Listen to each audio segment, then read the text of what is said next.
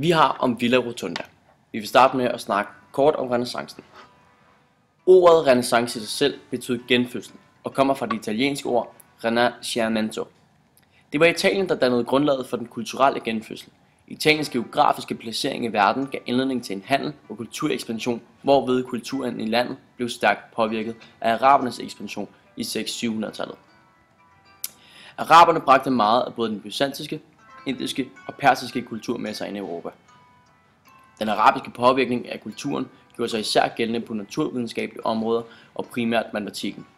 Arabertallene, altså det hinduistiske titalssystem, er en epokegørende arabisk arv, der blev bragt til Europa og var endnu en af drivkræfterne mod en ny verdensopfattelse. Det, at tallet 0 nu eksisterede, havde en revolutionerende virkning inden for matematik og regning, som mundede ud i en handelsinvention, som også var en forudsætning for renæssancen. Den nye form for videnstilegnelse, der blev samlet og bearbejdet, var afgørende for blomstrende universiteter og undervisningssteder rundt omkring i Europa under den nye periode. Handlen blomstrede i Italien og var med til at skabe en bredere diversitet blandt produkterne. Det var især de mellemøstlige og orientalske varer som krydderier, der var stærkt eftertragtet i Norden. Som centrum for handlen fik de norditalienske byer et kulturelt opsving. Det var her de nye idéer inden for litteratur, kunst, videnskab og samfundssyn først slog igennem, og altså her renæssancen fødtes. I denne periode blev samtidens selvopfattelse, som navnet antyder, nærmest genfødt. Der var særlig vægt på dyrkelsen af antikken og individet, hvorved samfundsstrukturen blev sekulariseret, hvor slægten og mennesket selv til hver en tid var centraliseret. Industrien, handlen, pengeøkonomi og de voksende byer tvang feudalsamfundet væk fra byerne, og der blev skabt centraliserede og afgrænsede stater, der med deres blomstrende magt rystede kirkens autoritet. Der skabtes en ny klasse af byboere, som havde midlerne til uddannelse samt at deltage i enhver form for kulturliv. Dette nye og dynamiske bysamfund var kilden til den nye billedkunst, der kom til, ved at søge inspiration i antikkens traditioner i stedet for i kristendommen, fik man et helt nye forhold til omverdenen. Renæssancen var frem for alt rationel og geometrisk. Idealet var en bygning, hvor akserne, horisontale som vertikale, var symmetriske. Kuplen var et dominerende træk på næsten alle renæssancekirkerne. Forbilledet var Pantheon, men renæssancens arkitekter foretrak et dobbeltlag af mursten. Et karakteristisk træk var ribberne, halvbuerne af sten, som adskilte de forskellige sektioner. Nu til vores gennemgang af Villa Rotunda.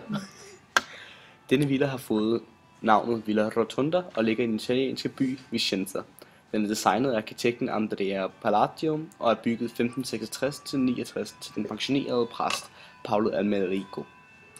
Villa La Rotonda er en stor villa, der blandt andet består af 4 store tempelfronter, kaldet portikusser.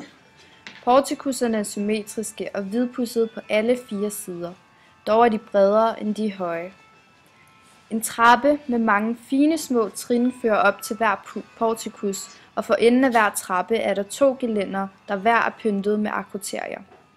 Trappen understreger, at templet er placeret på et podium, hvilket er et typisk træk fra de romerske templer. Når man kommer op ad trappen, er der en loggia, der består af 6 store søjler, som fører op til en trekantet gavl. Gavlen bliver holdt op af 2 mure, der sidder sammen med villaen. Hver mur består af en triumfbue, som er med til at lyse rummet op. Over gavlen står der 3 store statuer. En i hver side og en i midten. Hele tagkanten er pyntet med tandsnit. Og på gavlen er der et billede og 2 ovale huller. Hele tempeludhænget er pyntet med fine detaljer.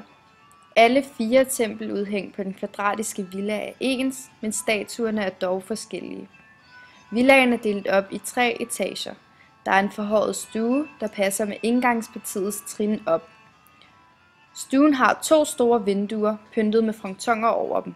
Derudover er der en forhøjet kælder, hvor der også er 4 kvadratiske vinduer.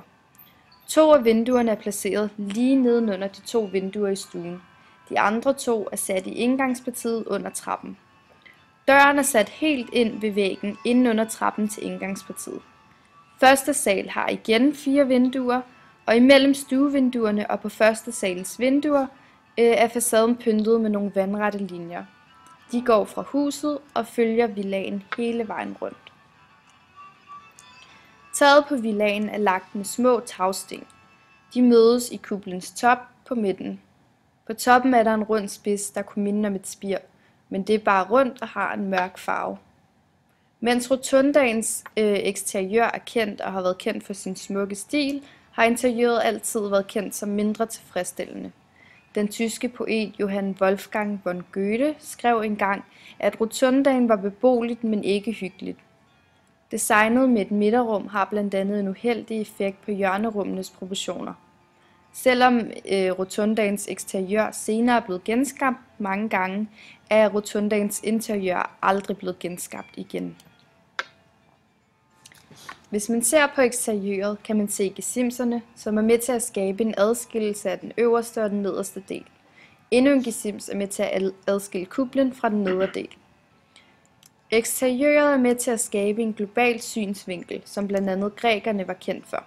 Den globale synsvinkel betyder, at bygningen skal kunne ses fra alle vinkler. Søjlerne er de typisk joniske søjler, og det kan man se, fordi de består af en søjlefod. De har en tredel arkitrav. Det er cigarformede søjler. Og så er der et kapital med volutter. Udover det er de pyntet med akantusblade. Denne villa hører til renæssancen.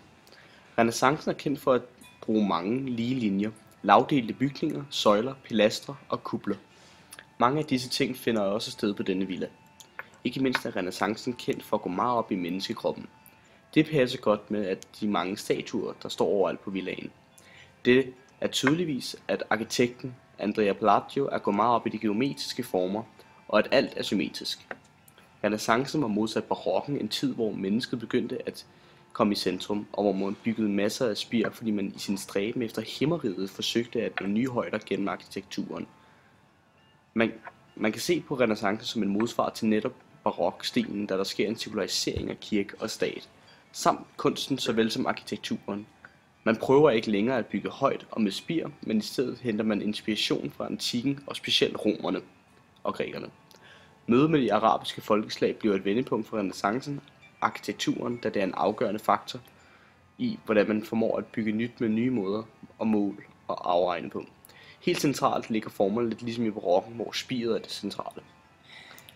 Ligesom i middelalderen tog man stor inspiration fra andre lande, og det var også herfra blandt andet de danske arkitekter begyndte at forme nye kirker på. De gik fra træ til sten, hvilket betød et kæmpe skridt for arkitekturen og en kæmpe omvæltning fra det tilfældige og mondæne til noget mere storslået og planlagt. Renæssancen minder meget om middelalderen, og de deler også begge træk, da rundbuen er en af de vigtigste omvæltelser og træk i arkitekturstilen.